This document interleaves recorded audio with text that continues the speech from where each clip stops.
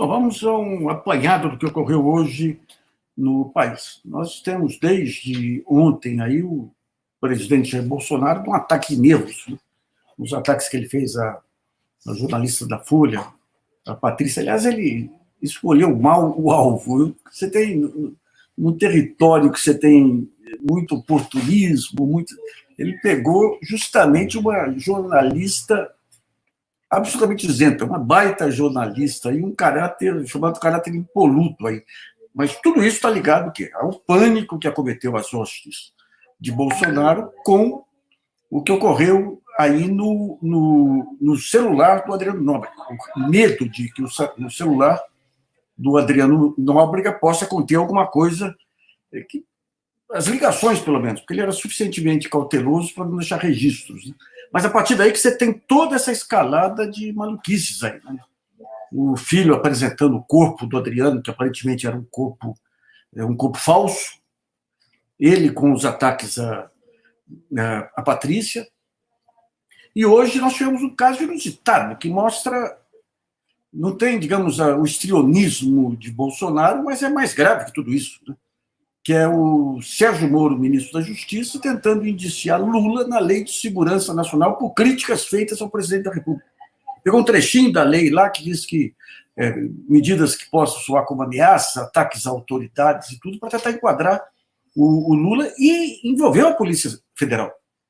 No final do dia, a Polícia Federal tentou se safar dessa maluquice, né? Dizendo que o Sérgio Moro não ordenou nada, ele só pediu que apurasse se houve desrespeito à segurança nacional, que é um absurdo um negócio desse.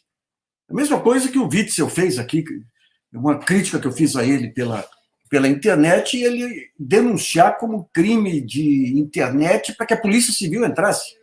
Não, a identidade do autor está clara. Está clara. Então, para saber se foi cometido algum crime ou não, é análise do conteúdo. Então, o que a Polícia Federal faz? Chama o Lula para intimidar, para encher o saco, né? O tal do lawfare lá. Chama o Lula com o negócio do lawfare, daí solta uma nota dizendo que não, o Sérgio Moro pediu apenas para que apurasse se houve desrespeito à Lei de Segurança Nacional, e a Polícia Federal disse que não houve. Precisava chamar o Lula. Gente, francamente, a acusação era de uma declaração pública feita pelo Lula. Era pegar a declaração pública do Lula e conferir se enquadrava ou não nesse absurdo de Lei de Segurança Nacional. Apenas isso. Então, chamar o Lula, fazer o inquérito, fazer o questionamento dele lá, isso é um abuso de poder sem tamanho, sem tamanho. E daí vem esse general Alberto Heleno, que é um horror, é um horror. O que ele faz para a imagem das Forças Armadas é um desrespeito. É um desrespeito. Aliás, precisa ser melhor apurado aí o que aconteceu no Haiti. Não é possível que esse desequilíbrio dele tenha aparecido depois que o Bolsonaro foi eleito. Né? Ele se comporta no Twitter lá como um desses alãs aí, esses youtubers do Bolsonaro, mostra serviço. O Bolsonaro, você vê, a maneira de mostrar serviço para ele é entrar no Twitter e cometer baixarias. Esse é o único universo que ele conhece. Pega esse ministro da Educação, o Bolsonaro gosta dele porque ele entra no Twitter e comete as maiores barbaridades. O Onyx Lorenzoni, que entra e elogia, só falta beijo na boca, elogia o Bolsonaro, manifesta sua fé evangélica. E o Alberto Heleno, que começou nos últimos tempos com essa agressividade, claramente, para ganhar espaço, é coisa de puxa-saco.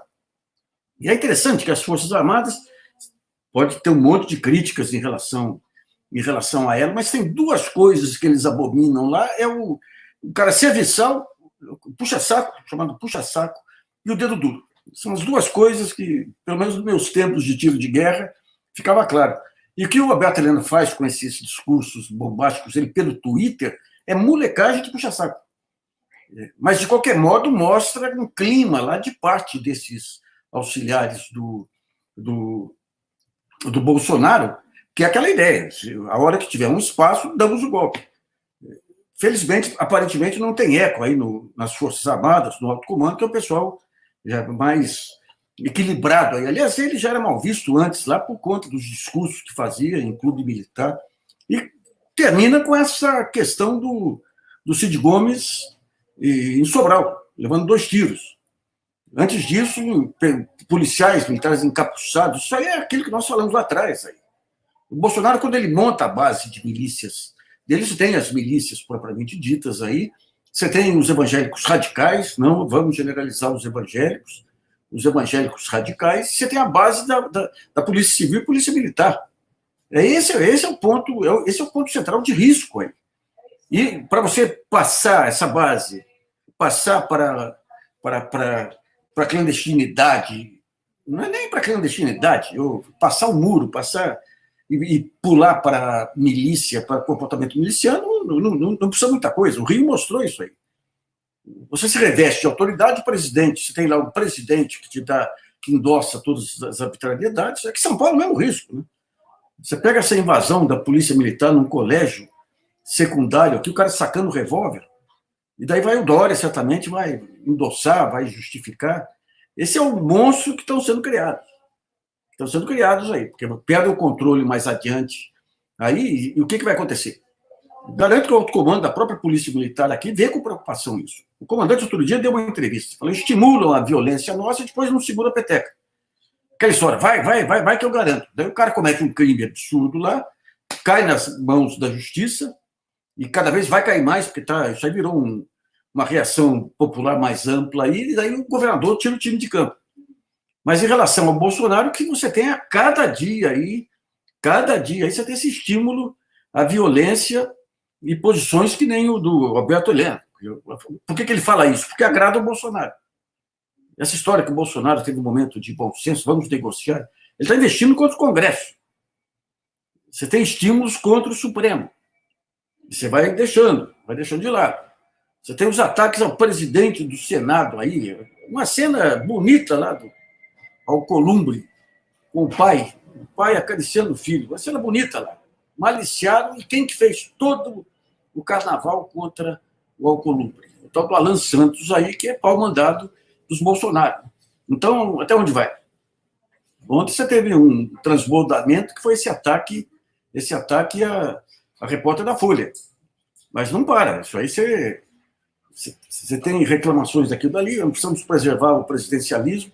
Há muito tempo eu já tenho colocado aqui. Uma coisa é o presidencialismo, se você pegar da Constituinte para cá, nós tivemos Sarney, tivemos Collor, tivemos Itamar, tivemos Fernando Henrique, tivemos Lula e tivemos Dilma. Todos com virtudes, defeitos, mas eram dentro de um campo normal. O Bolsonaro extrapola as ligações dele com milícias, as suspeitas de envolvimento aí com o Adriano da Nóbrega, as suspeitas de envolvimento com o pessoal que matou a Marielle, é um outro bicho.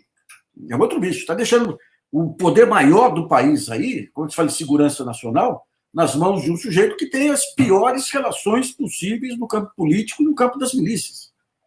Então, esse é o ponto aí. Vamos ver até que ponto que essa investigação dos celulares aí do Adriano da Nóbrega pode trazer alguma luz aí para acabar com essa novela, com esse drama mexicano. Que mexicano?